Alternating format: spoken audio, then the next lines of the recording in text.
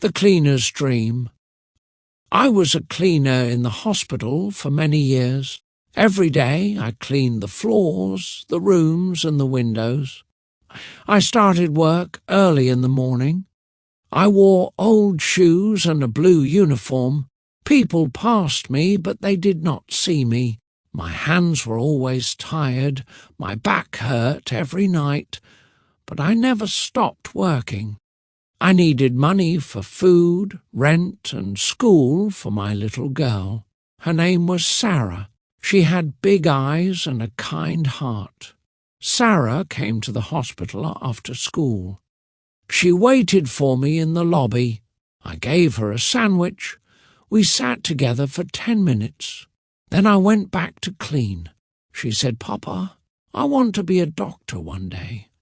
I looked at her small face and smiled. "That is a big dream," I said. She nodded. "I will work hard," she said. I believed her. She always studied, even when we had no light at home. At night she read books with a small candle. She asked me questions. What is a heart? What is blood?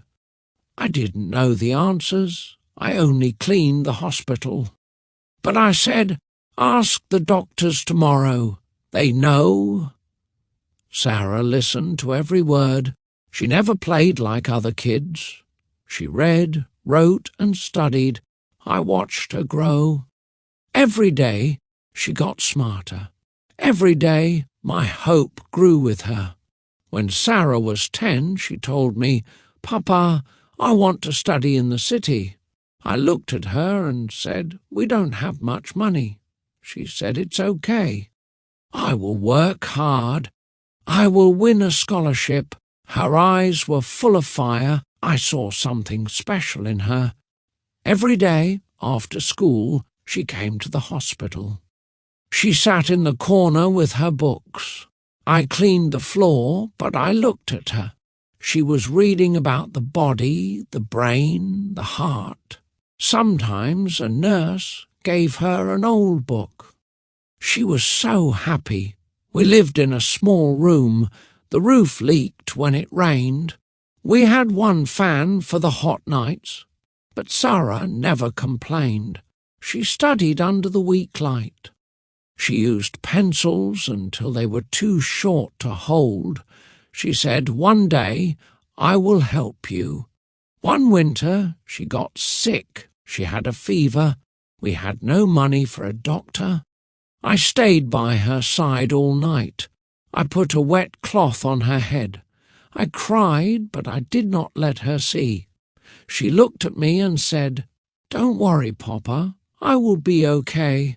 She got better, and after that she studied even more. She said, "Now I know how it feels to be sick. I want to help people." I said, "You will." I worked extra hours. I cleaned more rooms. I saved every coin I could. Her dream became my dream too. When Sarah was 16, she took the big exam. She studied for months. She woke up early. She slept late. She drank tea to stay awake. She had only one dream, to go to medical school. I watched her every day. She was tired, but she smiled. She said, "I'm close, Papa. Just a little more." On the day of the exam, I walked with her to the school. I waited outside for hours. I looked at the sky and prayed. "Please help my daughter," I whispered. When she came out, she looked tired. I asked, "How was it?" She said, "It was hard, but I did my best." Weeks passed. She waited for the result. We had no computer, no phone. One morning she ran into the room. "Papa, I passed. I got a place in the city school." I stood still. I could not speak. Then I cried like a child. She hugged me and said, "You made this possible." She got a scholarship. It paid for her books, her bus, and her food. But still, it was not easy. She left home with a small bag and big dreams. I stayed behind. I cleaned the hospital.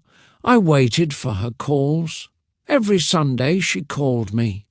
"Papa, I learned about the heart today." Or, "Papa, I gave my first injection today." I listened with joy. Sometimes she was sad. She said, "It's hard, Papa. Some students have rich families.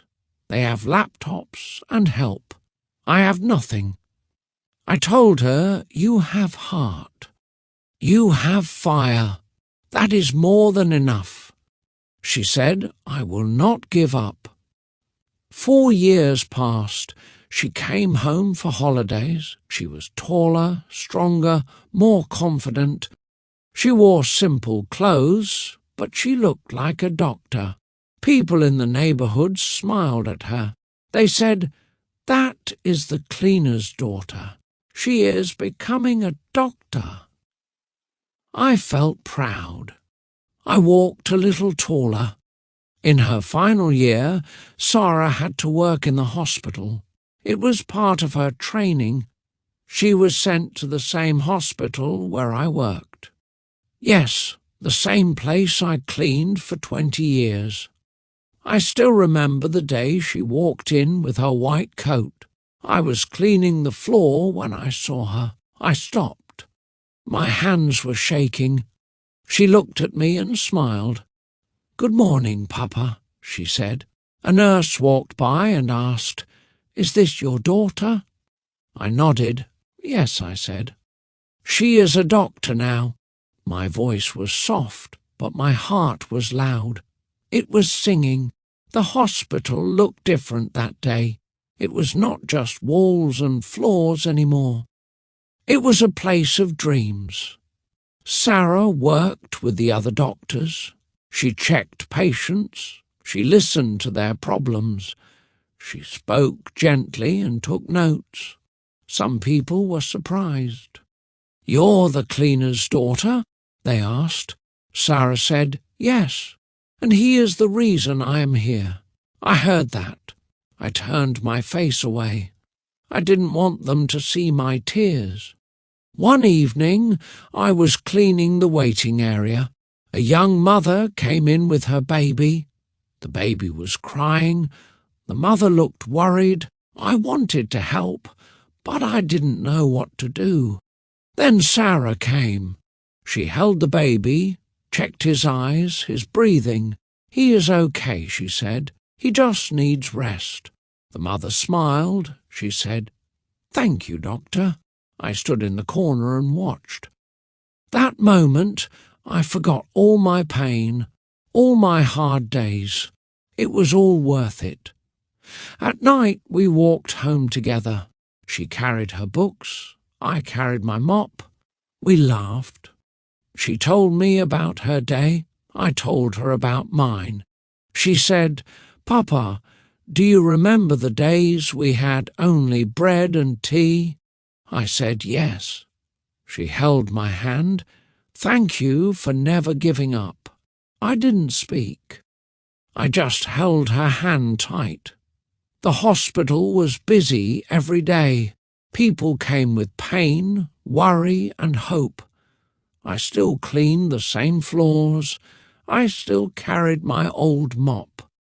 But now, people looked at me differently. They said, "That is Dr. Sarah's father." Some smiled. Some said thank you. I was still a cleaner, but I felt like more. One day, the hospital held a big meeting. Many doctors, nurses, and staff were there. They gave an award to a young doctor who helped many people with care and love. They called her name, Dr. Sarah Rahimi. She stood up. She walked to the front. She held the award with both hands.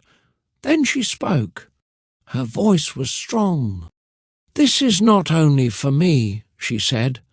"This is for my father. He cleaned this hospital for 20 years. He gave me books when we had no food. He gave me courage when I was weak. Without him I am nothing." The room was silent. Then everyone clapped. Some even stood. I stood at the back. I didn't know what to do. My eyes were full of tears. Someone said, "Go stand with her." I walked to the front. Sarah held my hand.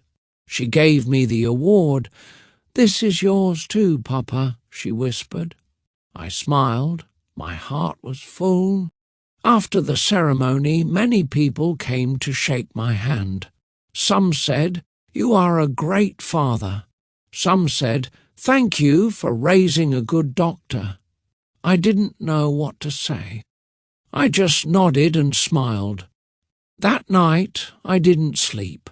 I sat on the floor with the award in my lap. I looked at it again and again. It felt like a dream, but it was real. Sarah looked at me and said, "Papa, now you must rest. You have done enough." I said, "Not yet. I still want to clean. This hospital is our story. These walls have seen our journey. I will clean them with pride." Now, many years have passed. I still wake up early. I still walk to the hospital. But now I am not just a cleaner. I am the father of a doctor. And that means more than anything. Sarah works in the same hospital. She helps people every day. Patients smile when they see her. She speaks kindly. She listens. She gives them hope. When I watch her, I feel proud. I remember the little girl with a dream. Sometimes we sit together during lunch. She brings me warm food. We laugh. We talk. She says, "Papa, your hands are tired." I smile and say, "They are strong too." She holds my hand and nods. She knows. Our story is simple. A father who cleaned floors, a daughter who touched hearts, a dream that grew in silence but bloomed with love. I did not become a doctor, but I raised one, and that is enough for me.